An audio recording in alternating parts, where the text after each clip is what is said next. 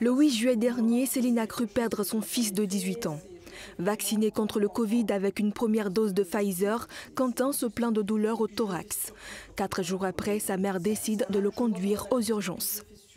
Au bout de 3 heures à attendre dehors puisqu'il est majeur, on m'a convoqué en fait pour m'expliquer qu'il développait une myocardite, c'est-à-dire qu'il a frôlé l'arrêt cardiaque.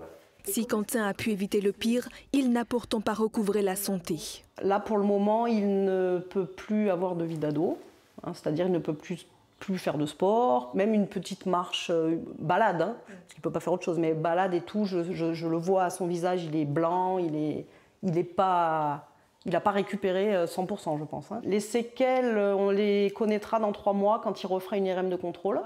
Le jeune homme ne recevra donc pas sa deuxième dose. Les spécialistes de la pharmacovigilance lui ont formellement déconseillé. Donc non, je me questionne sur le bénéfice qu'a cette classe d'âge, qui ne risque pratiquement rien en attrapant le Covid, à se faire vacciner. Parce que moi, en fait, dans ma famille a failli être brisée, j'ai failli perdre mon fils, quoi. Voilà. Tout simplement. Et depuis que j'ai fait des vidéos pour essayer d'alerter, j'ai au moins 5 à 6 enfants de l'âge de mon fils qui témoignent par jour sur mon Facebook pour me dire voilà, j'ai eu pareil que votre fils. Comme Quentin, 81 cas de myocardie ont été recensés en France suite à une injection vaccinale anti-Covid en décembre 2020.